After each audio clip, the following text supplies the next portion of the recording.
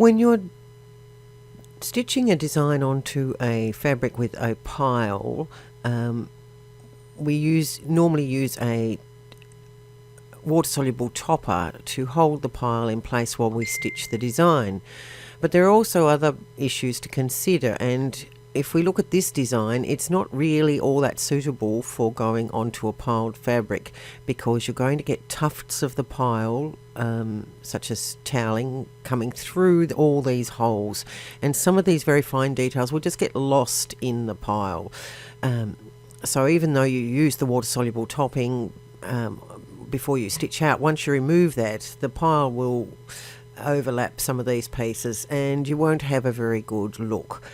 But sometimes you want a lighter design, particularly on towels, because when you go to wipe your hands on the towel, hopefully we're going to use it, then you want to not have this hard lump of a very heavy design.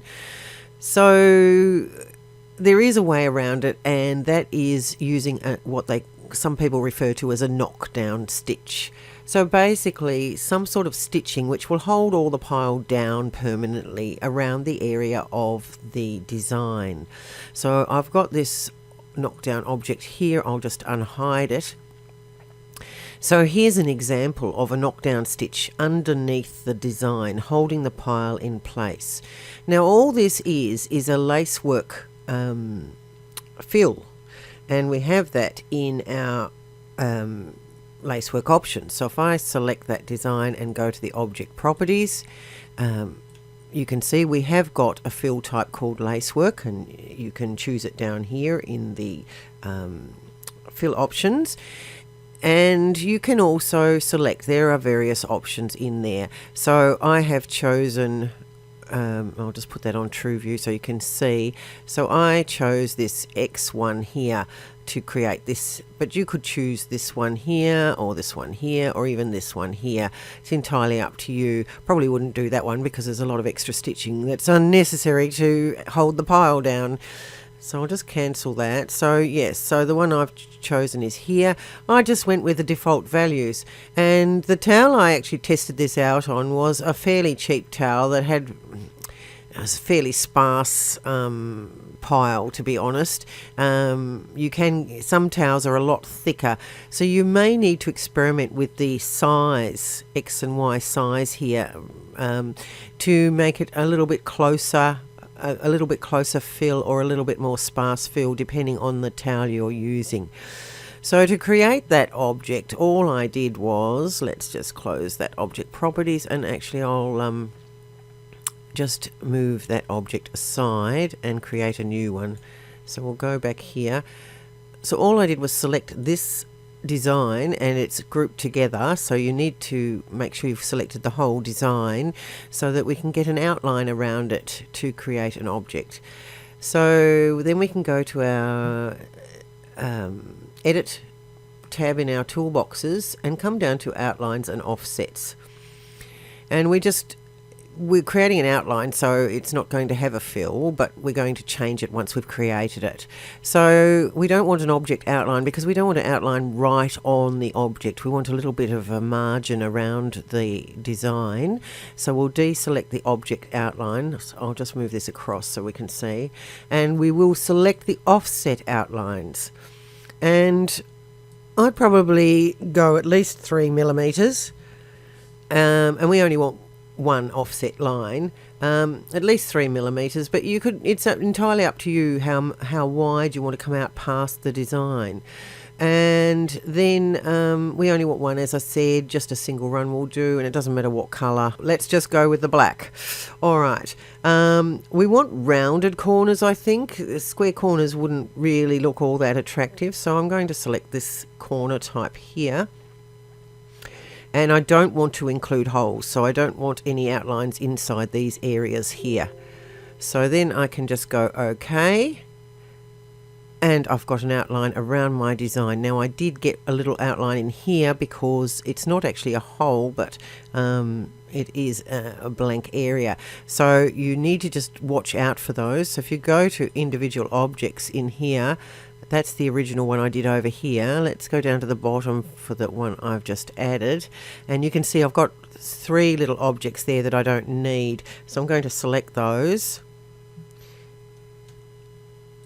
And so I just selected the first one, held my shift key down, selected the bottom one, so all those 3 are selected, and just hit my delete button on the keyboard. Now I can take this outline here and I can change it to a lacework fill just by clicking on the lacework fill down here.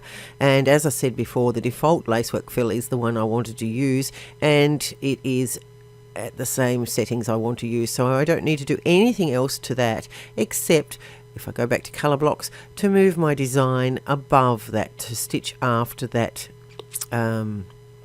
fill there. So I'll just move that down 1 colour, and there we are. It's now stitching on top of that knockdown stitch. Now you will notice, if you look closely, any open fill in the software, such as your lacework fills or your cross stitch fills or your blackwork fills, etc., they all by default do any travelling they need to do on edges, but there are some gaps here where they haven't had to travel on the edge, so there's no stitching, so you haven't got a permanent border around there. Now this is entirely up to you. I don't think it matters if you just want that knockdown stitch effect, because you don't necessarily, the pile will come up around this area anyway, so you don't need a border around there. But if you want to make a border around there for aesthetic reasons, you can just select your lacework object, so that's that one, and you can duplicate it, and you could make it into a satin border. Now, in this case, I would have used a larger offset so that that border was a little bit further away from the actual design. And then you could make this border the same colour as the rest of the design if you so desired. So you've got all those options. Now you can also do this in your monogramming. So if you're doing a monogram to go on a pile fabric, so let's just get a new design here, and let's go to our digitize.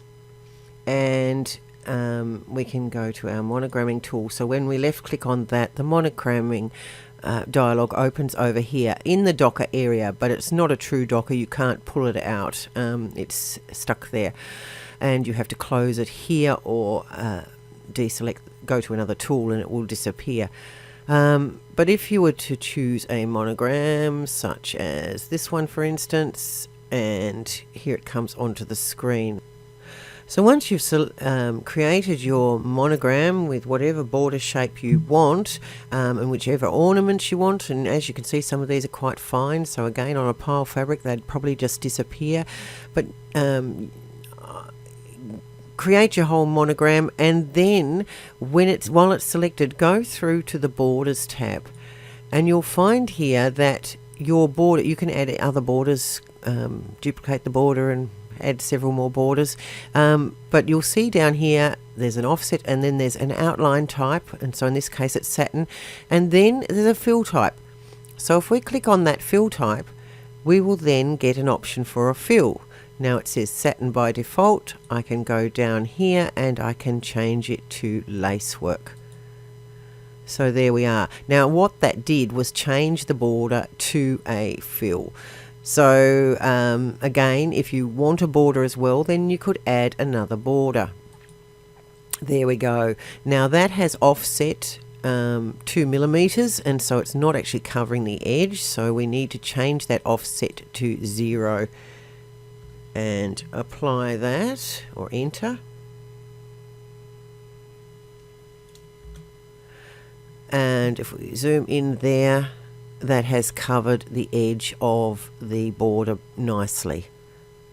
Let's just go into true view so you can see that. So there's a way of creating an actual shape in the monogramming area, and you could actually remove the monogramming and add your own design over any of those monogram shapes. So that's a really quick way to get a knockdown stitch with a border or without a border in a particular shape.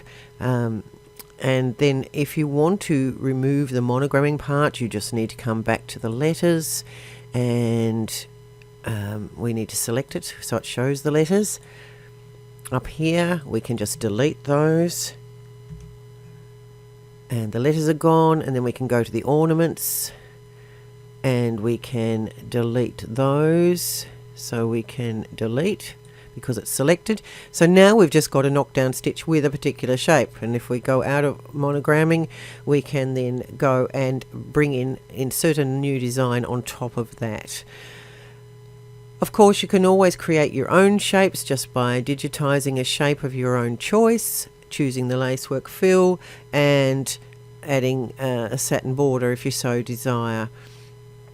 So you've got lots of options there to create the look you want to finish your embroidery design for pile fabrics.